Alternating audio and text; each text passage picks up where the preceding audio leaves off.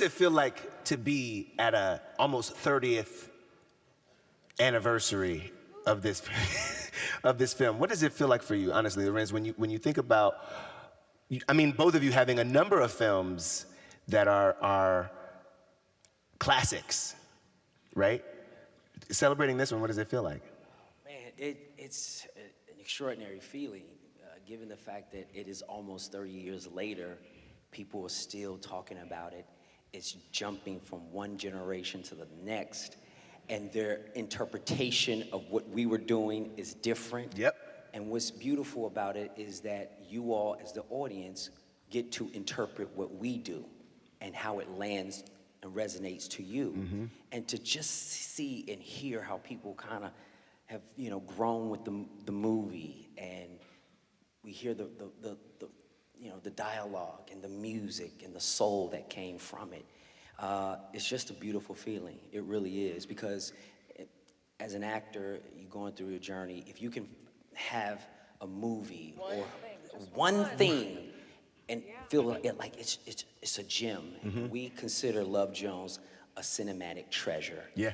And we didn't know we were making it at the time. We just wanted to make something that was a little different. Nia had pointed out earlier, she and I both started in films that would be considered the hood movies.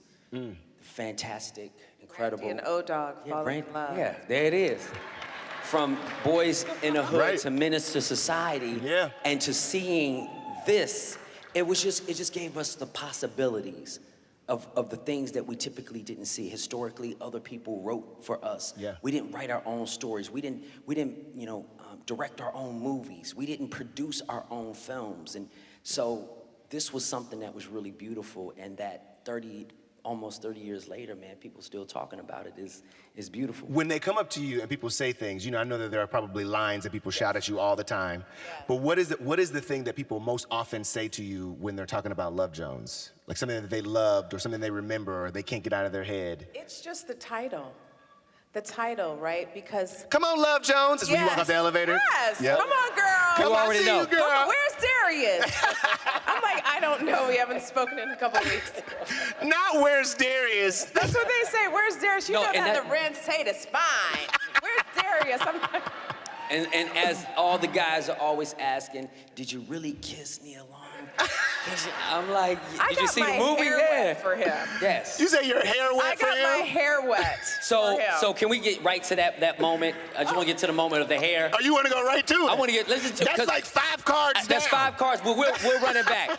Nia did not. I was like, don't play with me. She was like, my hair is not getting... What black woman is going to stand in the rain doing all this? Raise your hand if you've ever gotten your hair wet in the rain for a kiss with your man. She was about to say the N-word. I was about to say nigga. Not even with some braids? Not even with the braids? What if all the leave out is tucked in? Listen, that's even worse, because then it dries and it doesn't smell good later. So we had the worst part of that scene. The worst part is that scene when you watch it back. Well, I remember the first time I watched it, I was like, dang, this is romance. And then I realized that Darius is bone dry. Yeah. Hey. He's bone dry. Looking at her like, hey, come over here. She was like.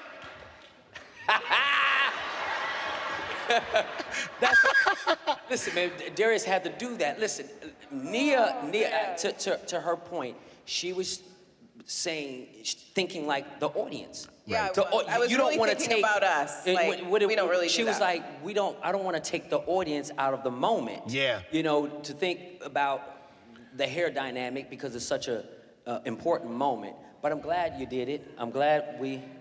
I mean, listen. Thank you. That's movie magic. Thank you, baby.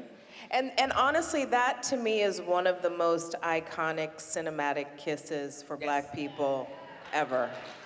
It's very easy to kiss these lips.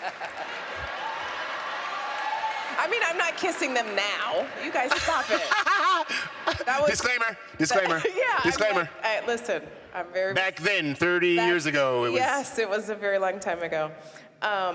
Yeah. It is really real, what is really true and evident, I know that you can feel it, is one of the real hinges this film swung on, the success of it swung on, was your chemistry. Yeah. Was us really believing they go together. For real. We are rooting for them. Together. Real They bad.